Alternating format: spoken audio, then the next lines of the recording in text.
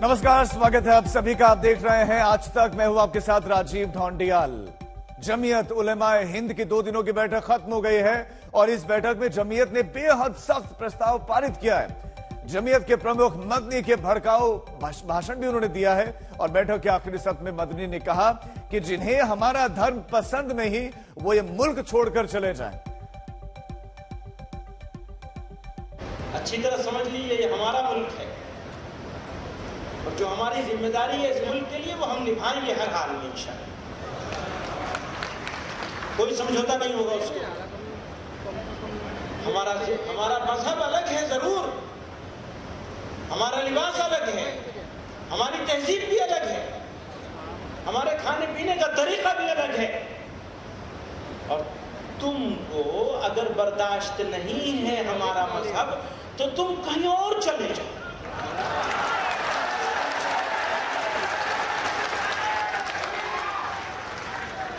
भेजना नहीं है किसी को, भेजना नहीं है किसी को, क्योंकि वो जरा सी बात पे कहते हैं ना पाकिस्तान चले जाओ। भैया तुम्हें मौका नहीं मिला था पाकिस्तान जाने का, हमें मौका मिला था, हमने रिजेक्ट किया है उसे पाकिस्तान जाने का। इसलिए हम नहीं जाएंगे। जिसको भेजने का शौक है वो चला जाए। किसी को जवाब देना, ये बेवकूफ लोग हैं वो जिनको जवाब दे रहे हैं, वो वैसे भी माइनॉरिटी में है। जो लोग नफरत का बाजार गर्म कर रहे हैं असल में वो माइनॉरिटी में है। हम ऑलरेडी मेजोरिटी में है, इसको पहचान लेना है। और मुल्क की हिफाजत के लिए, मुल्क की तरक्की के लिए, मुल्क में इंसाफ के लिए, बराबरी के लिए, बराबरी के हुकूक के लिए जो कुर्बानी देनी होगी इंशाअल्लाह जमीयत उलमा हमेशा देती रही है। मुल्क के मुसलमान देते रहे, पहले भी देते रहे, इस वक्त भी देंगे और आगे भी देते रहेंगे।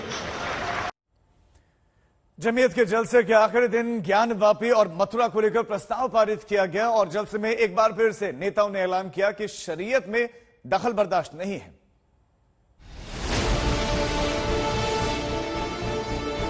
हम तुम्हें बताने की कोशिश कर रहे हैं, डराने की नहीं कर रहे। तुम डराते हो, हम सिर्फ बता रहे हैं कि डराना बंद कर दो।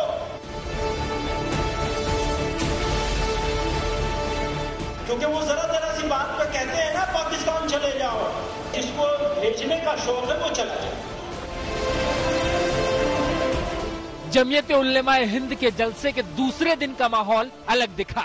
पहले दिन की भावुकता पर आज खरी खरी चेतावनी देने का अंदाज नजर आया। हमारा मजहब तो तुम कहीं और चले जाओ। जमीयत उलेमाए हिंद के अध्यक्ष मौलाना महमूद असद मदनी ने जो कल मंदिर मस्जिद की लड़ाई को लेकर भावुक हो रहे थे, आज खुलकर कहा कि ये मुल्क मुसलमानों का भी है और जिन्हें उनका मजहब बर्दाश्त नहीं है वो कहीं और चले जाएं।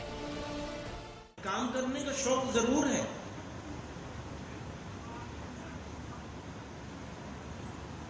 लेकिन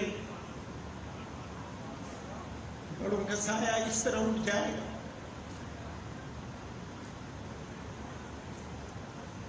जब हमें जरूरत है तो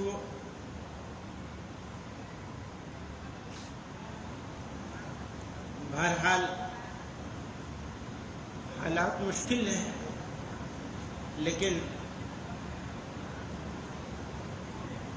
मायूसी की कोई जरूरत नहीं। तुमको अगर बर्दाश्त नहीं है हमारा मजहब तो तुम कहीं और चले जाओ।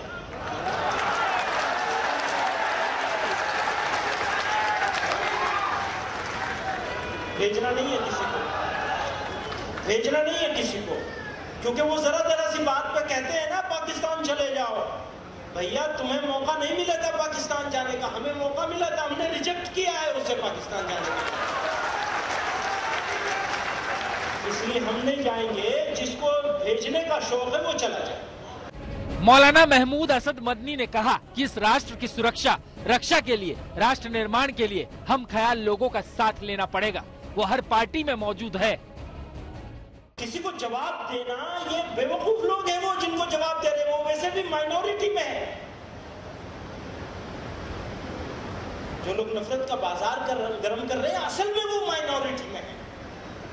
हम ऑलरेडी मेजोरिटी में है, इसको पहचान लेना है।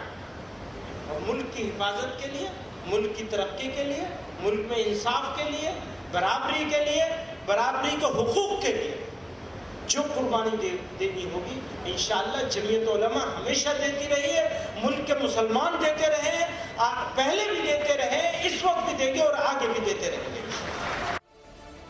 आज जमीयत के जलसे में ज्ञानवापी मथुरा विवाद से लेकर कॉमन सिविल कोड पर प्रस्ताव पास किए गए। जमीयत उल्लेमा ने अपने प्रस्ताव में सरकार और सियासी दलों को नसीहत दी कि अतीत के गड़े मुर्दों को उखाड़ने से बचना चाहिए। जमीयत उल्लेमा के प्रस्ताव ने 1991 धर्मस्थल कानून का हवाला देते हुए ज्ञानवापी विवाद को संविधान का उल्लंघन बताया। जमीयत के प्रस्ताव में कहा गया कि इस्लाम शरीयत में किसी तरह दखलंदाजी स्वीकार नहीं की जाएगी। जमीयत के नेताओं ने कहा कि उन पर जहर उगलने के आरोप लगाए जा रहे हैं। ऐसे में मुसलमानों को सब्र रखने की जरूरत है। जलसे से आ रहे बयानों को आरएसएस भड़काने की साजिश बता रही है। देश को जहां होना चाहिए, देशवासियों को जिस तरह आपस का जिस स्वभाव के साथ रहना चाहिए और जो हमारी स्पिरिट होनी चाहिए इंडियननेस के लिए, वो कहीं चोट खा रही है। हम कहते हैं हम जीतेंगे, वो कहते हैं मैं जीतूंगा, तो मैं को हम बनाना है बस। देश में 60-70 साल से कुछ दल और कुछ मजहबी नेता इस बात में लगे हैं कि मुसलमानों को मुख्य धारा में नहीं आने देना, उनको हिंदुस्तानी नहीं बनने देना, और इसलिए उनको भड़काना और लड़वाना इस काम को करते रहते हैं। इसी का मॉडल जमायत का सम्मेलन भी था। हाल के दिनों में ज्ञानवापी और मथुरा जन्मभूमि को लेकर शुरू हुई अदालत की सुनवाई के बाद तय था कि देवबंद में इस बार का जलसा अलग होगा। जमीयत की तरफ से यह भी संदेश दिया गया कि वो अपने हक के लिए कानून कायदे से लड़ाई जारी रखेंगे। वाराणसी से समर्थ श्रीवास्तव के साथ तंसीम हैदर, देवबंद, आज तक। अगर बर्दाश्त नहीं है हमारा मजहब तो तुम कहीं और चले जाओ।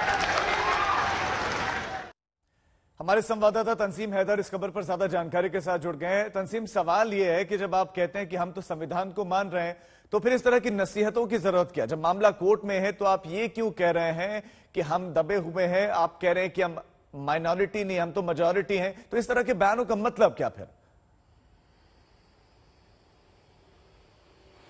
जी देखिए, ये जो कार्यकारिणी थी, गवर्निंग बॉडी थी जमीयत की, इसमें बहुत सारे लोग इकट्ठा थे। पूरे देश से 10-12 स्टेट से हेड आए हुए थे। पूरी ये जमीयत की पूरी मीटिंग थी।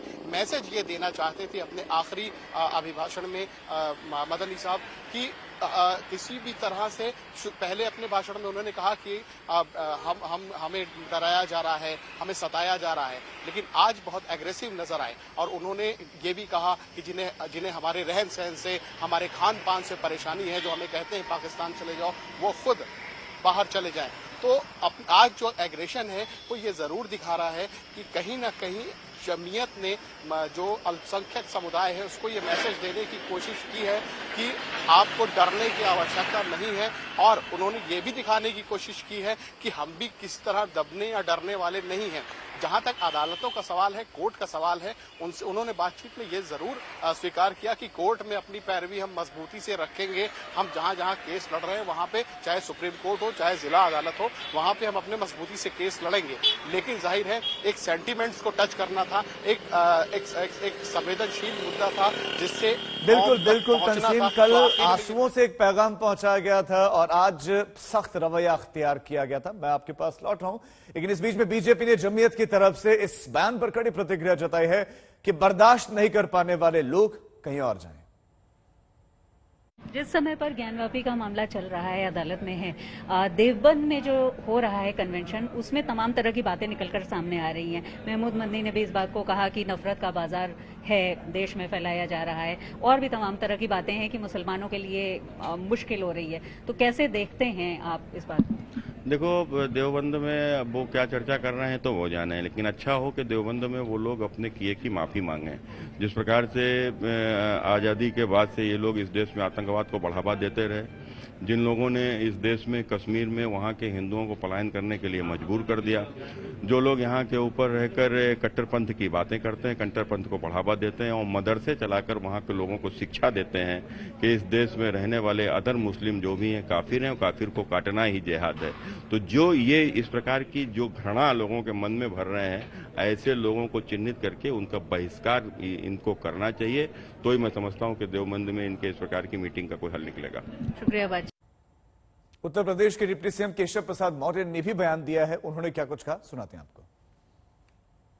ओवैसी ने एक बड़ा बयान दिया है और ये कहा है कि द्रविड़ और आदिवासी ही सिर्फ भारत में थे और आर्य भी बाहर से आए थे। तो ऐसे समय पर ये बोलना आपको लगता है कि ओवैसी का कोई बयान ऐसा नहीं रहता है जिस पे आप कोई प्रतिक्रिया देने की आवश्यकता। देवबंद में जिस तरह से सर कन्वेंशन हो रहा है, तमाम बातें कही जा रही हैं कि मुसलमानों को मुश्किल हो रही है और नफरत का बाजार फैलाया जा रहा है। मुश्किल नहीं हो रही है, कट्टरपंथियों को मुश्किल हो रही है, गलत करने वालों को मुश्किल हो रही है। बाकी सब यहाँ पे कितना सौहार्द का वातावरण है, सब आपस में मिल करके रह रहे हैं। दंगा मुक्त देश प्रदेश आगे बढ़ रहा है, विकास हो रहा है, गरीब मुसलमानों को भी उत्थान मिल रहा है और हिंदुओं को भी मिल रहा है। या जिनको नहीं पसंद है वही इस प्रकार की बातें करते हैं। देवबंद में जमीयत का जलसा था तो भिवंडी में ओवैसी मुसलमानों के खिदमतगार बनने की कोशिश कर रहे थे। उन्होंने हर वो बात की जिसे लेकर मुसलमानों पर सवाल दागे जा रहे हैं।